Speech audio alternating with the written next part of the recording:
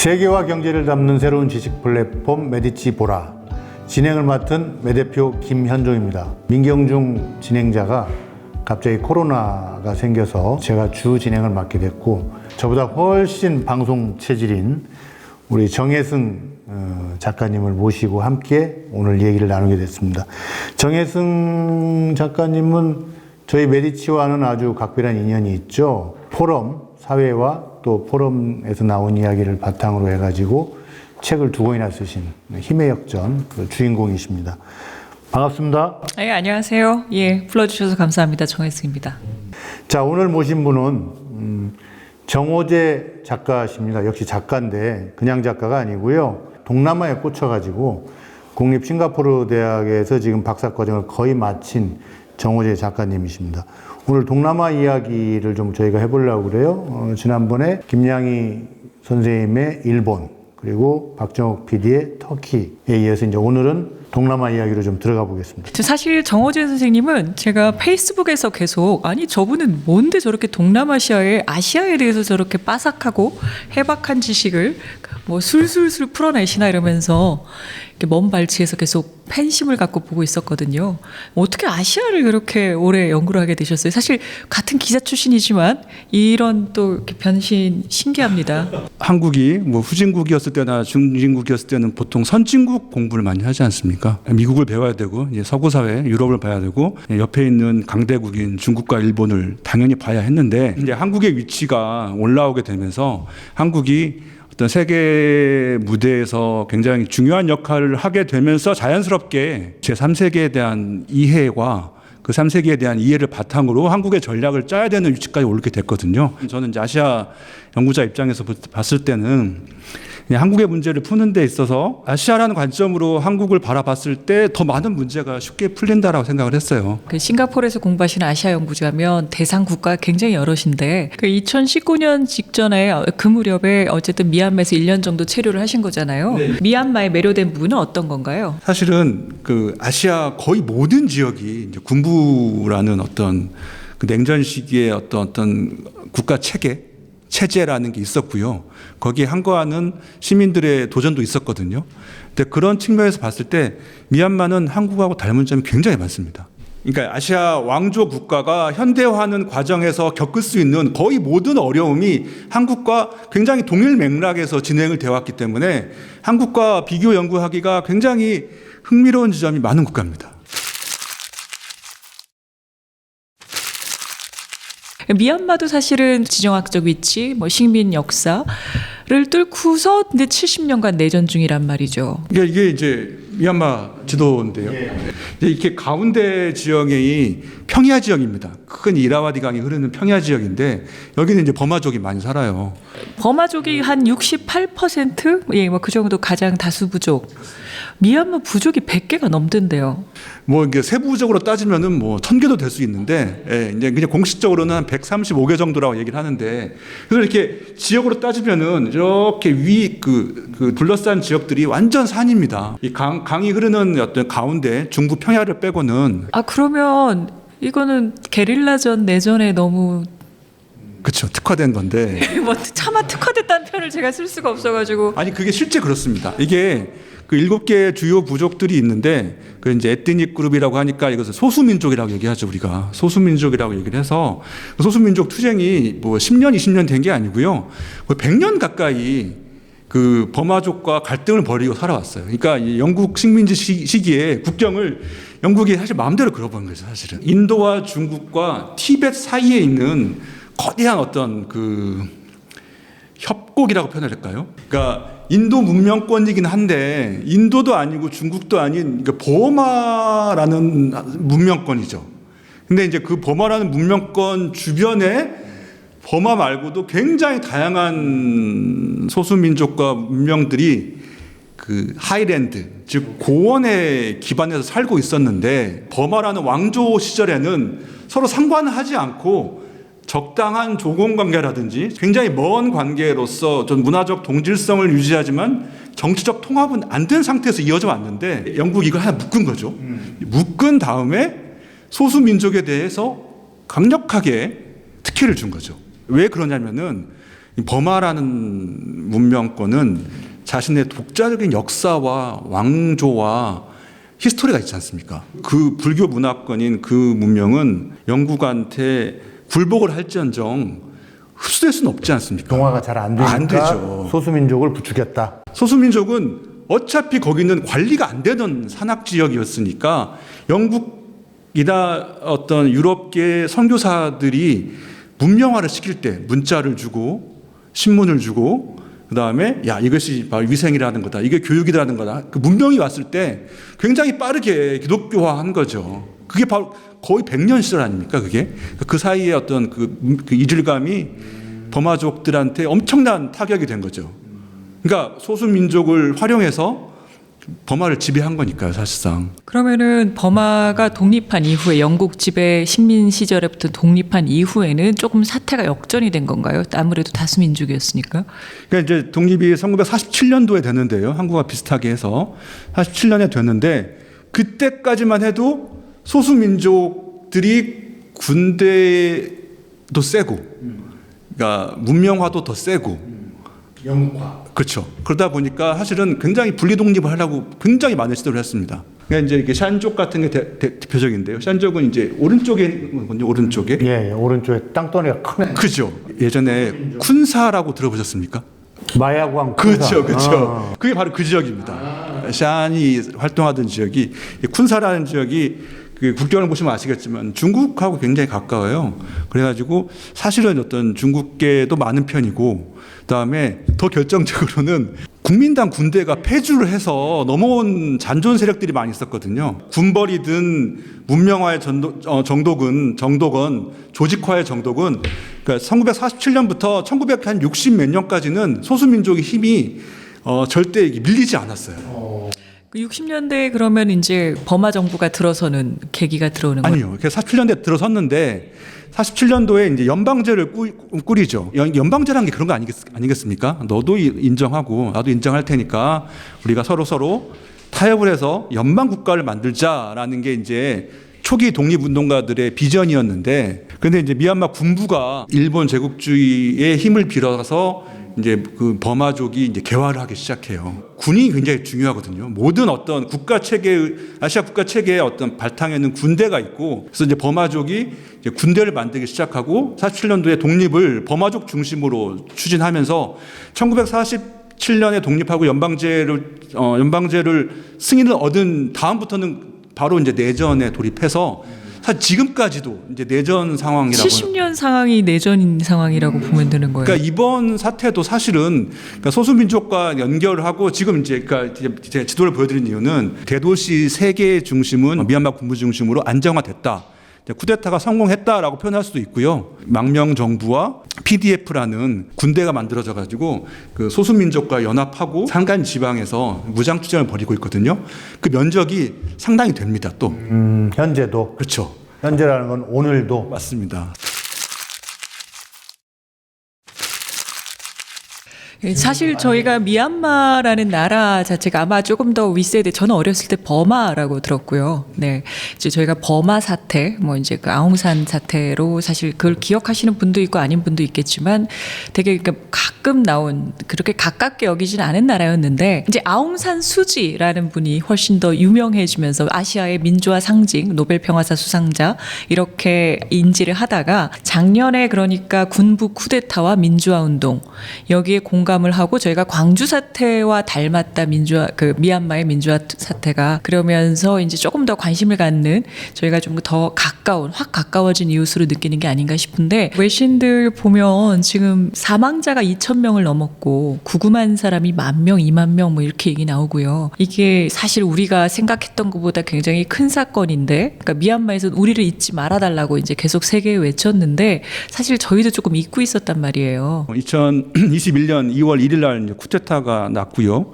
그다음에 그 이후 바로 직후에 시민들이 거의 뭐 100만 명 가까이 각 주요 도시에서 이제 민주화 시위를 벌어졌고, 그것들이 이제 3개월, 4개월, 5개월, 6개월까지 지속되면서 이제 그 운동을 우리가 시민 불복종 운동이라고 해서 CDM이라고 해서 전 세계적으로 미얀마 사태를 알리는 데 기여를 했고, 그거에 그 힘을 바탕으로 해서 망명 정부, 국민 통합 정부가 세워져서 한국에도 현재 대표부가 있죠. 지금 현재 한국이 굉장히 많은 그 기여를 하고 시민들 어떤 모금이라든지 기여를 많이 하고 있고 그 기여분이 국민 통합 정부로 가서 그다음에 현재 미얀마 반정부 시위뿐만 아니라 그 무장 투쟁이 있거든요. PDF라고 하는 무장 투쟁에도 많은 기여를 하고 있습니다. 그 쿠데타군이 장악한 거죠.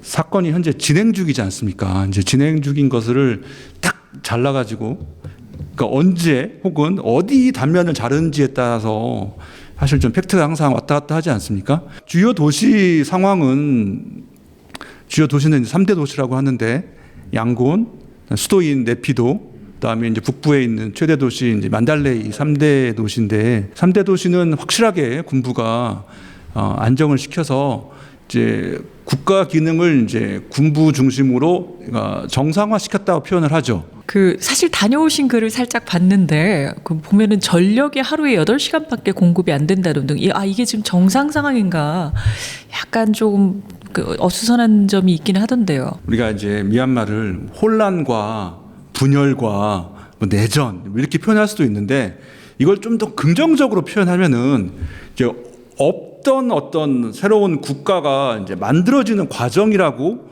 긍정적으로 표현할 수도 있습니다. 군부 중심으로 70년 가까이 60년 넘게 체제를 만들어 오면서 그러니까 소수민족은 탄압을 했지만은 그래도 이제 군부 중심의 국가 체계는 성립을 했고요. 그다음에 1999년도에 이제 아세안에 가입을 하면서 이제 아세안 멤버로서 이제 정상적인 궤도에 올랐다고 생각을 할 정도로 2010년도에 이제 민주화 이행을 선언해서 2012년도에 아웅산 수치가 의회에 진출을 합니다. 그래서 2015년도 선거에서 아웅산 수치가 이끄는 NLD 민족민주연합이 집권에 성공을 하면서요. 사실상 그러니까 지난 2000년대부터 2019년까지 거의 20년 가까이 미얀마의 민주화가 굉장히 성공적으로 진행되어 왔다고 사실 우리가 자 그렇게 생각을 했죠. 그렇죠. 우리가 이제 희망을 갖고 이 나라는 군부를 딛고 군부의 유산을 받아 안고 민주화 세력이 집권에 성공해서 작은 갈등은 있지만은 결국 의회 내에서 혹은 정상적인 정치 안에서 어떤 국가 체계가 확장이 되고 평화적인 어떤 국가 만들기 과정에 성공하는 게 아니냐라는 긍정적인. 사실은 저희가 민주화 투쟁에도 굉장히 그 울림이 있었지만 쿠데타가 2021년에 이게 가능하단 말인가. 그래서 2021년 쿠데타에 대해서 굉장히 많은 사람들이 깜짝 놀랐던 거고 깜짝 놀랐던 거고 실망했던 거고 충격을 받아서 전 세계 많은 사람들이 이제 후원에 나섰던 건데 미얀마 군부를 보는 시각이 복합적인 배경 중에 하나는 아마 이제 군부에 밀려난 아웅산 수지 이제 과거 민주화 세력이 거기에 대한 평가도 되게 엇갈리는 대목이 있지 않습니까? 아웅산 수치는 우리가 이제 노벨 평화상 수상자로 아시아 민주주의의 데모, 아시아 민주주의의 상징으로 1990년 이후로 굉장히 높은 존경을 받아왔지 않습니까? 그래서 우리도 이 미얀마를 생각할 때 항상 아웅산 수치가 집권하는 날이 있을까 뭐 이런 표현을 할 정도로. 그렇죠. 네. 근데 실제로 그런 일이 벌어졌죠. 2015년도에. 환호했죠. 맞습니다. 네. 한국에 왔을 때가 2010년도에 한 번 왔었는데 그때도 엄청난 한국의 환호가 있었죠.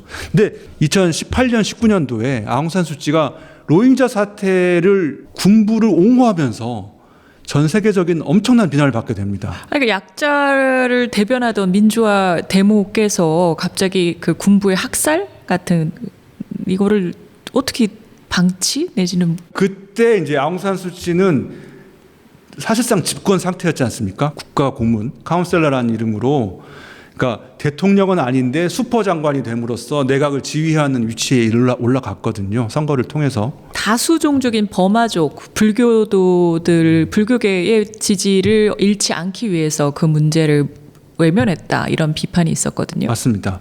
그러니까 집권 전에는 전 세계 민주 지도자로서 역할을 하면서 인권의 상징으로 역할을 했는데 2015년 이후에는 일국의 지도자로서 국내 정치를 고민하다 보니까 어쩔 수 없이 가장 많은 유권자들의 정서에 기댈 수밖에 없었던 거죠. 정치인이 야당일 때는 그 언과 행위 도덕적 선일 수 있어요. 근데 룰링 파티 여당이 되고 집권을 한 상태에서는 도덕적 선만을 실행할 수 없어요. 그거는 아웅산 수치뿐만 아니라 세상의 어떤 정치인도 그런 류의 실망감을 주는 게 보편적인 일이고. 그래서 아웅산 수치에 대한 국내적으로는 아웅산 수치가 국가 지도자로서 영웅이 됐죠. 로힝자를 문제를 끌어안다니. 왜 그러냐면은 로힝자는 방글라데시와 더 민족이 가까운 종교도 다르고, 그러니까 분명히 미얀마 국내에 살고 있는 소수 민족인데 너무 이질적인 거죠. 버마족 안에서 인기가 올라간 거죠. 그렇죠. 그러니까 아웅산 수치는 나는 이제는 미얀마의 지도자가 되겠다라는 태도 변화를 한 거죠. 근데 그것이 전 세계적인 역풍을 불러왔죠. 그래서 노벨 평화상 취소 운동까지 벌어졌으니까요. 근데 그 문제 하나만 봐도 그 미얀마가 갖고 있는 어떤 문제의 복합성이 있죠. 그 연방 체제가 불안하고 미얀마 정치가 어려웠던 거죠. 그러니까 군부가 로힝자 사태를 다시 또 이렇게 불러일으킨 것도 음모론도 있죠. 아웅산 수치를 어떤 공격하기 위한 어떤. 그러면 현재 민주화 그 세력의 그 투쟁 세력의 구심점이 되기는 좀 어려운 상태라고 봐야겠네요. 현재 미얀마 민주화 운동의 문제가 거기에 있습니다. 구심점이 없어요.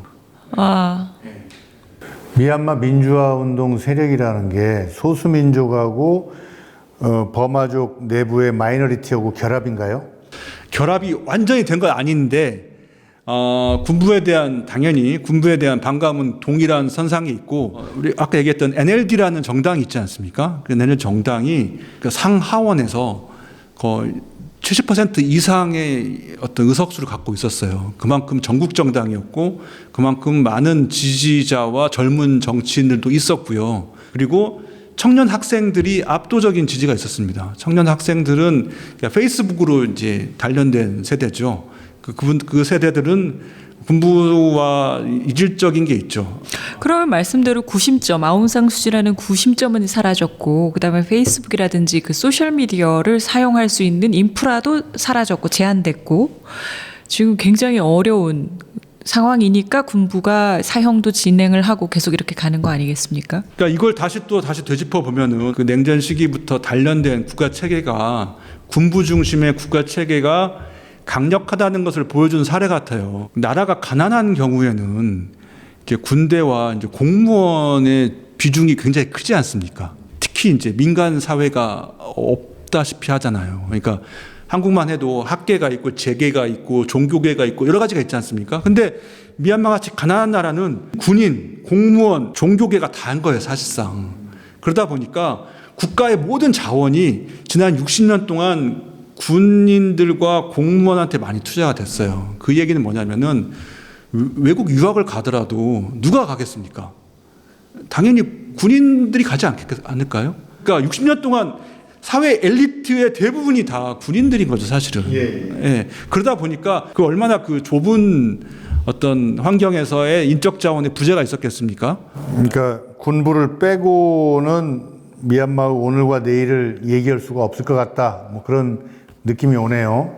그래서 지난 그 5년간 아웅산 수치와 NLD가 집권했을 때도 굉장히 많은 불만이 있었어요. 그러니까 민주화 세력이 실물 경제에서는 무능한 게 아니냐라는, 하지만 그래도 국민들은 계속 NLD를 지지해줬죠. 왜냐하면 개혁의 의지가 있으니까요. 원래 시대라는 건 그런 게 변화하는 거니까요. 그럼에도 군부는 과거의 단맛을 잊지 못하는 거죠. 아니 이건 우리가 했던 건데 이걸 다시 너희들이 한다고? 이 충돌이 너무 언밸런스한 거예요. 군인 출신들이 오랫동안 사기업에 진출해서 국가의 면허증을 받아서 사업을 하지 않습니까? 근데 그분들한테 거의 굉장히 그 보수 세력을 이루고 있겠죠. 그 군인 중심의 보수 세력과 종교와 그리고 이제 뭐 자본과 산업이 다 연결되어 있는 국가 엘리트가 다 한 몸인 것 같은데. 따라서 한국의 4.19나 87년 6월항쟁 같은 민주화 세력의 승리 내지는 극적인 상황 변화는 좀 어려울 것 같네요. 그래서 이제 초기에 시위가 벌어지고 민주화 세력이 적극적으로 해외에 도움을 요청했어요. 근데 그러니까 외국 군대가 관여한다는 것은 지금 현대에서는 있을 수가 없는 일이고, 근데 그거 빼고는 사실은 변화할 수가 없기 때문에 지금 이렇게 전선과 상황이, 그러니까 투표를 하면은 80%가 NLD를 지지하는데 실질적인 힘의, 국내적인 힘의 배분에 있어가지고는 80%가 군부한테 힘이 가 있는 상황이죠. 자본과 인재와 모든 법적인 체계가 그렇게 돼 있는데, 그러니까 투표를 하지 말자는 거죠. 그러니까 군부 입장은 너무 명확해요. 투표하지 말고 우리가 나라를 잘 이끌 테니까 전 세계야 우리를 믿어줘. 그런데 우리는 그걸 믿어주고 싶은데 이게 안 되는 거죠. 말씀하신 대로 민주화 인사에 대한 불법적인 사형을 집행하는 것을 보이고 있으니까 이런 언밸런스가 전 세계인들한테는 너무 충격인 거고, 이 문제에 대해서는 다 손을 놓은 상태가 돼버린 거죠. 구경하는 사람, 지켜보는 사람의 입장에서는 시민사회의 역량이 매우 소진된 것 같고, 초기에는 좀 상당히 활발하게 하다가 소진된 것 같고, 군부도 이번 최근 몇 년 동안의 사태에서 경험을 얻었다면 이길 수 있는 선거를 하겠죠. 그러니까 쉽게 얘기해서 이기지 못할 선거는 치르지 않을 것이다. 결국 현재와 같은 상황에서 이렇게 지지부진하게 좀 더 가지 않겠냐, 이렇게 봐지네요. 저희가 제일 궁금해하는 건 미얀마 저 지금 보면은 굉장히 지정학적으로 의미가 있는데, 중국은 그러면 현재 군부, 그러니까 쿠데타를 일으킨 군부를 어쨌든 암묵적으로 혹은 공공연하게 어떤 식으로든 지지를 하고 있는 것인가? 이제 쿠데타가 성공했다라는 어떤 우리가 단언을 하기 위해서는 사실은 이제 서방이라는, 미국을 포함한 서방과 이제 중국의 승인이 필요한 거 아니겠습니까? 예. 그리고 이제 아시아에서는 또 일본도 굉장히 중요하기 때문에 현재 서방 세계가 경제 제재를 한다는 얘기는 인정하지 않는다는 얘기 아니겠습니까? 근데 중국은 어찌됐건 현재 거래를 하고 있으니 우리가 이것을 밖에서 봤을 때는 인정한다고 볼 수도 있겠죠.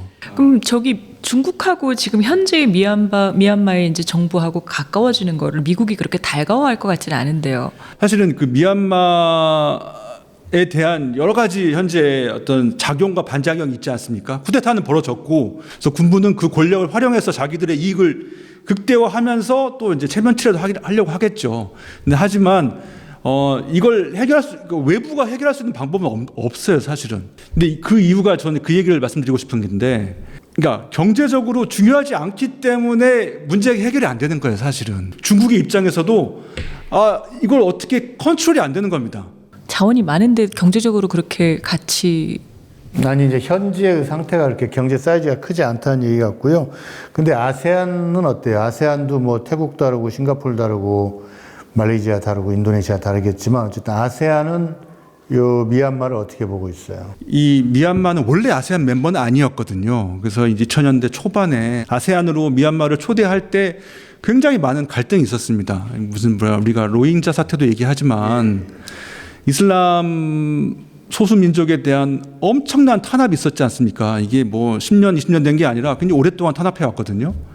미얀마는 불교 국가니까요. 군부가 불교를 후원하고 어떤 불교와 군부가 어떤 강력한 동맹을 이루고 있는데, 말레이시아든 인도네시아든 아세안의 절반이 이슬람이기 때문에 이 문제를 해결하고 아세안에 들어와라, 이런 어떤 조건이 있었음에도 아세안 입장에서는 미얀마가 너무 필요했던 거예요. 그 당시만 해도. 왜 그러냐면은 중국이 이렇게 팽창을 하고 있는데 같이 막자. 그렇죠. 아세안이라는 우리가 어떤 제3세계 정체성을, 우리의 문화를 지키고 비동맹, 비제국주의를 유지하자라는 틀에서 미얀마를 끌어들였고, 내정 불간섭 원칙이라고 들어보셨죠? 그게 아세안의 굉장히 중요한 원칙이거든요.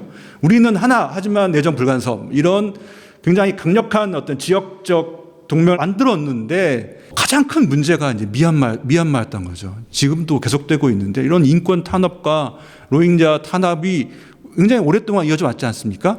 현재 아세안은 어떻게 보고 있어요, 미얀마를? 지난 쿠데타 났을 때 아세안에서 굉장히 강력하게 반발을 하고, 인권, 그다음에 시민들에 대한 발포를 중단시키기 위해서 노력을 많이 했어요, 사실은 아세안이. 외교적 개입을 했음에도 불구하고 2,000명 이상이, 2,000명 가까이 사망을 했고, 이제 지방까지 따지면 2,000명 분명히 넘을 거예요. 근데 이게 통제가 안 되는 거죠. 그래서 지금 아세안도 미얀마에 대한 제재를 하고 있어요, 지금도. 하고 있는데도 불구하고 이게 우리의 이웃이라는 건 변함이 없는 거죠. 지금 서방 세계는 미얀마를 다시 제재하고 그 미얀마 경제는 당연히 지금 굉장히 안 좋은 상태 이렇게 이해를 하면 될까요? 투자도 막 한참 한다 그러다가 지금 약간 주춤한 상태. 미얀마라는 국가 체계가 그 1960년대의 혼란을 딛고 사회주의를 거치면서 근데 2000년대에 들어서서는 상당한 궤도에 오른 것으로 우리가 많이 기대를 했죠. 이제 여기는 원래 농업 국가였는데 쌀, 티크, 목재 이 정도 수출을 하고 살았던 국가였는데 굉장히 중요한 시기에 산업화의 길로 가지 못하고 그러니까 최빈국이 그렇듯이 임노동 중심의 봉제업과 섬유 산업의 의존도가 굉장히 큽니다.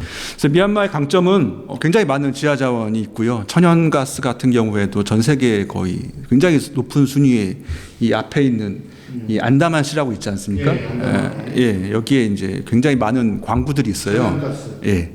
거기에 이제 중국이든 일본이든 유럽이든 한국도 일부 지분을 갖고 있는 것도 많이 있고요. 그리고 이제 중국이 굉장히 많이 투자를 했듯이 왜 그러냐면은 여기가 이제 인도양으로 가는 중국의 굉장히 핵심 요지이기 때문에 그렇고요. 그러면은 그 아웅산 수치의 그 민주화 세력이 집권한 이후에 서방의 제재가 조금 완화되면서 경제가 살아난다는 희망도 엄청 컸을 이제 좀 한 번도 이 경제의 맛을 보게 된 거 아닙니까? 맞습니다. 근데 지금 그래서 2015년에 선거에 승리했지 않습니까? 그리고 2012년도에 이제 그 개혁 개방을 선언한 거예요, 사실상. 외국 자본에 대한 보호, 그리고 이제 관광 산업의 활성화. 그러니까 그 전까지는 굉장히 폐쇄적인 국가였기 때문에 무슨 뭐 경제가 일어날 가능성이 거의 없었는데 2010년대부터 이제 풀린 거죠. 한 몇 년 전에 미얀마에 투자해야 된다 이런 얘기 많았어요. 그러니까 그래서 2010년도부터 2017년까지 뭐 부동산 가격이 거의 뭐 10배 이상 상승합니다. 그렇죠. 예. 그럼 오히려 밖에서 볼 때는 미얀마의 그 안에 시민들의 그 안위도 걱정이 되지만 미얀마가 빨리 정상화되고 안정이 돼서 경제 투자를 다시 할 수 있으면 좋겠다. 그것이 자본 투자가 됐든 아까 말씀하셨듯이 저렴한 인건비를 통한 무슨 공장을 짓든 이게 전망을 어떻게 봐야 되는 거죠?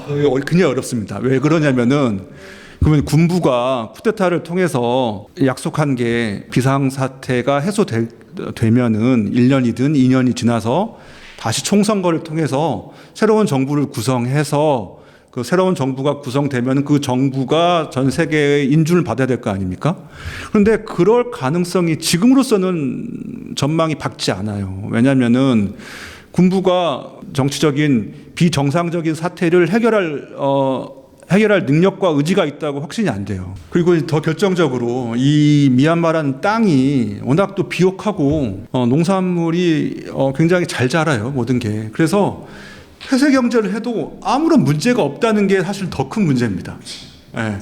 그러니까 문을 닫고 살아도 돼요. 그냥. 지금 한 2만 명 구금된 상태인데 이 상태에서 어쨌든 지지부진하게 말씀대로 그 어떠한 돌파구를 마련하지 못한 상태에서 좀 시간이 지나갈 가능성이 높아 보입니다. 그래서 이제 아세안의 역할도 중요하고 국제사회의 역할도 중요한데 경제 제재가 100% 옳은 정답만은 아닐 수 있어요. 실제적으로. 근데 국제사회도 그 점에 있어서는 융통성이 없어요.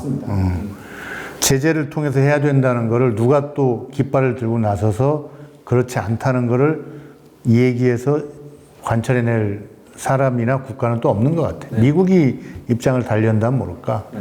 여기가 아까 말씀하셨듯이 뭐 자원이 풍부하다고는 얘기하지만은 지금 현재 상태로는 전 세계 경제에 영향을 끼칠 만한 굉장히 뭐 중요한 지역은 아니에요, 사실은. 중국과 미국 모두 먼저 손을 대면은 오해를 받기 좋은 위치인 건 맞아요. 근데 오해를 받을 일을 할 이유가 없는 거예요, 사실은. 중국이 우리가 쿠데타에 개입을 해서 군부를 후원한다? 이건 중국도 위험 부담이 너무 크고요. 그러면 미국이 그러면 우리가 민주 세력을 지원해 줄까? 실패하면은 그러면 미국은 동남아시아에서 아세안에 대한 모든 관계가 악화되는, 그러니까 미국은 사실 제국주의라는 어떤 원죄가 있기 때문에 아세안 국가들한테는 굉장히 위험하게 다가올 수 있어요. 그러니까 더 전 세계가 미얀마 사태에 대해서 나는 잘 모르겠고 잘 되면 좋겠다. 후원 좀 해줄게. 이런 정도의 어떤 그 거리감을 유지하게 되는 그러니까 악순환의 고리에 빠지게 되는 것 같습니다. 알겠습니다. 자, 오늘 여러 가지 말씀 많이 나눴는데 귀한 시간 주셔서 다시 한번 감사드리고요. 2010년대 한때 아시아의 떠오르는 기회의 땅이었던 미얀마가 정치적 혼란, 군부의 재등장 이런 가운데 다시 침잠하는 그런 거에 대해서 얘기를 좀 나눠봤습니다. 매우 안타깝고요. 또 안타까운 나라로서 또 저희가 잘 관찰하고 지켜볼 필요가 있다고 생각이 됩니다. 세계화 경제를 제대로 알고 관점을 제시하는 메디치 보라. 다음 시간에도 알찬 내용으로 돌아오겠습니다. 감사합니다. 감사합니다.